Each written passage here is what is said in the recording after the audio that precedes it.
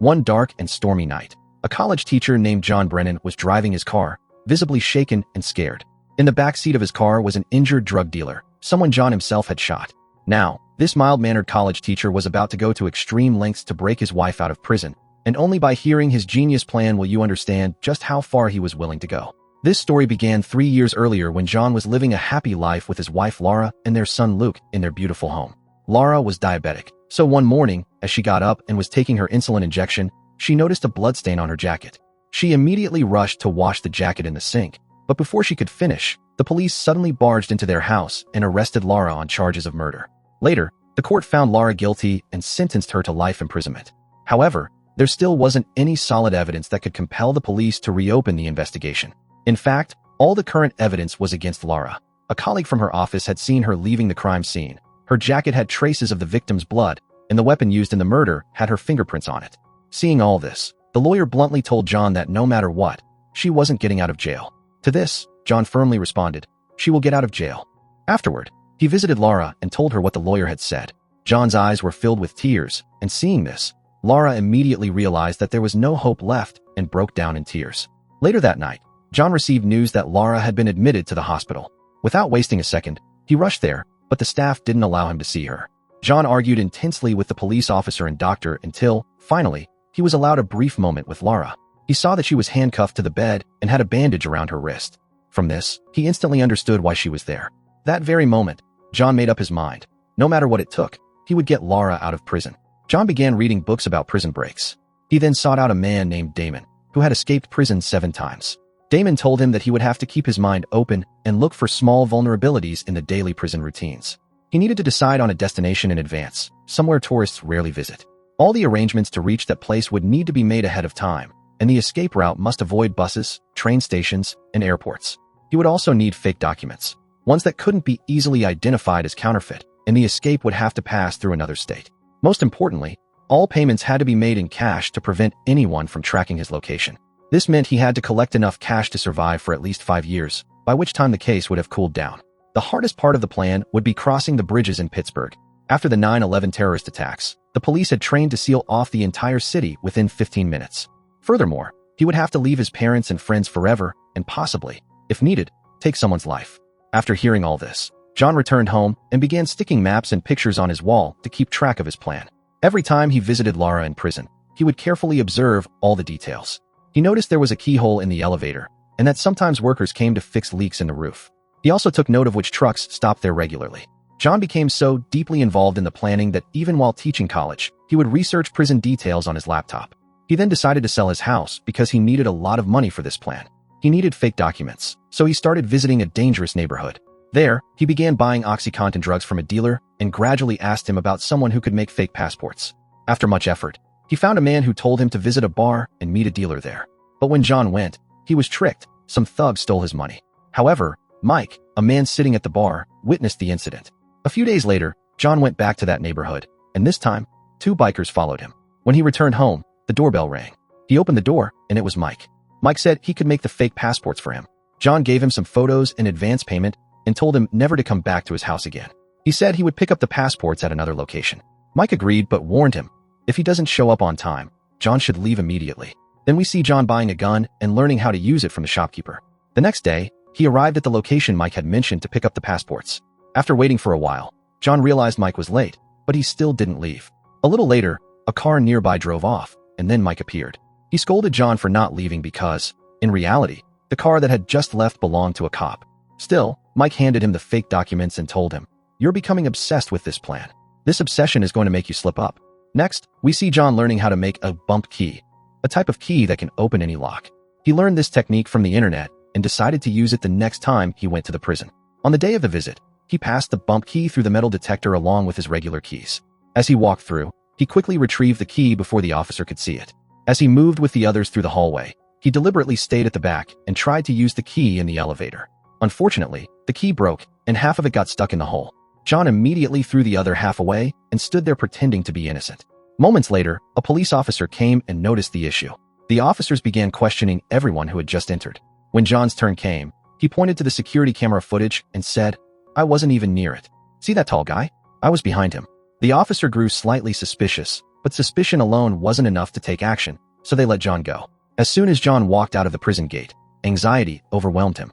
Detective Quinn, who had seen all of this, began to suspect John and started keeping an eye on him.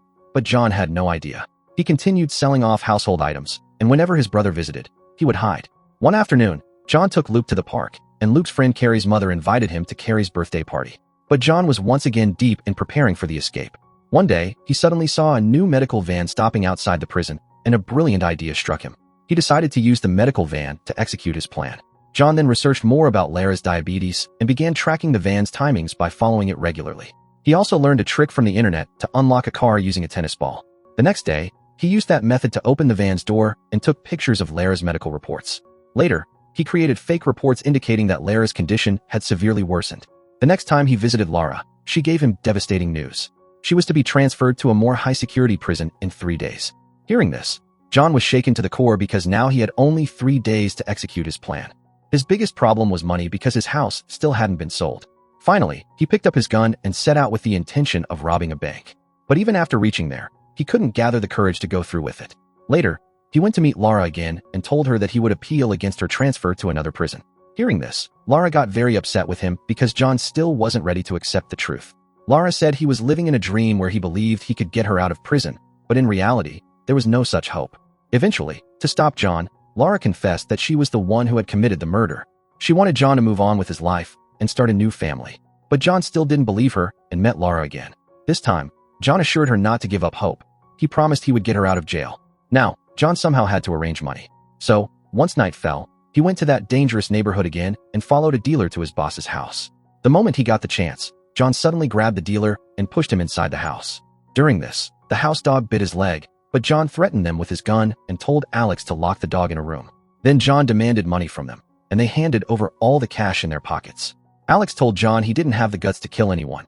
He couldn't even shoot the dog. But then, John poured whiskey on the floor and lit it on fire to scare them. Alex then said there was a child in the house and ran upstairs to save him.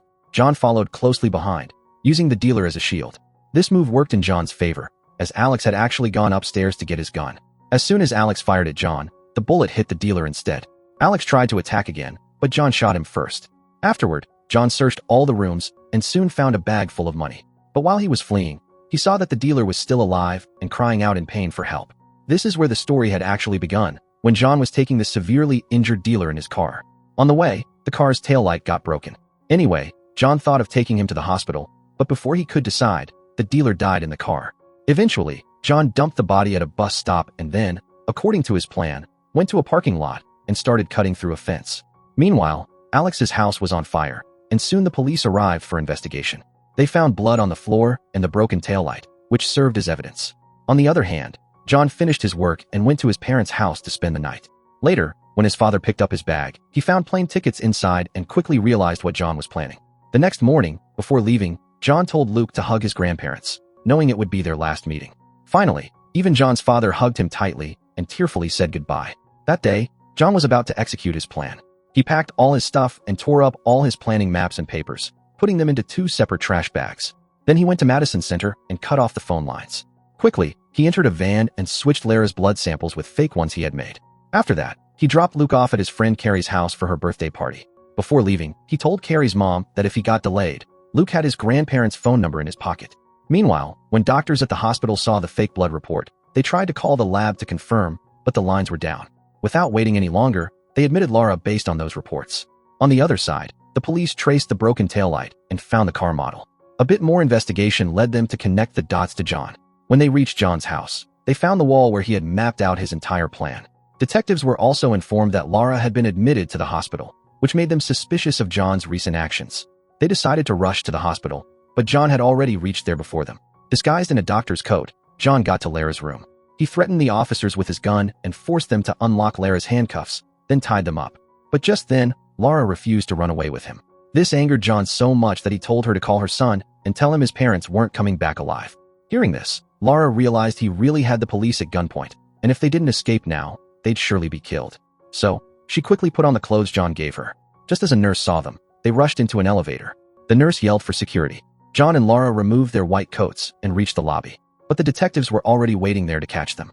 Seeing them, John pressed the button for a different floor, and the detectives began chasing them via stairs. When the elevator doors opened, John threw both their coats near the stairs and got back inside. Seeing the coats, the detectives thought John and Laura had taken the stairs to the parking lot and rushed there. But the truth was, John and Laura had returned to the lobby and in moments exited through the hospital's main door. Once they crossed the street, John changed his jacket and quickly blended into a crowd of baseball fans heading toward the station. Before the detectives arrived, John and Laura had already boarded the train. But the trouble wasn't over. John knew the police would be waiting at the next station, so he suddenly pulled the train's emergency brake. As the train halted, John and Laura got off and found themselves right outside the same parking lot John had visited earlier. He had made a hole in the fence. They entered through it and reached his car, which was ready and waiting. Without wasting time, they sped off and crossed the first bridge. Their next task was to pick up Luke. But then came an unexpected twist. John had overlooked a tiny detail. When he reached Carrie's house to pick up Luke, he learned the party was actually at the zoo and they hadn't returned yet. Meanwhile, police were conducting an intense search in John's neighborhood. Soon, they found the trash bag containing all his planning papers. John raced toward the zoo, but suddenly changed his route. He told Laura that they wouldn't be able to reach Luke before the roads closed. So John suggested they leave Luke behind. His grandparents would take care of him, and once things cooled down, they would come back for him. But Laura wasn't willing to live without her son. She suddenly opened the car door and stuck her head out, just as a truck was about to crash into them. At the last moment, John swerved the car. He then stopped and talked to Laura. Realizing she couldn't live without her son, they decided to go back. They reached the zoo and took Luke with them. Now, they had to get past the checkpoint no matter what. Suddenly, John had a clever idea. At the train station, he offered an elderly couple a lift. Then he took them with him to the checkpoint. The guards were looking for a young couple with a child. But since John's car also had an old couple, the guards let them pass without suspicion. Finally, John dropped the elderly couple off in the city and then drove straight to the Canadian airport. Soon, their faces were about to be broadcast as fugitives. But just before that, their passports got checked. Luckily, at that very moment, the guard shift changed, and the new guard didn't know John and Laura had already passed. Meanwhile, at John's house, the police pieced together the papers from the trash and found a photo of Haiti. They immediately sent teams to stop all flights heading to that country. But it was no use. That's when Quinn realized they had only found half of John's plan. John had left that bag behind on purpose to mislead them. His real goal was to waste police time chasing a false lead while he succeeded with his actual plan. John, Laura, and Luke were already on a flight to Venezuela. A few days later, we see that John, Laura, and Luke are happily living together in the city of Cusk. So if you like this video, please do subscribe to this channel.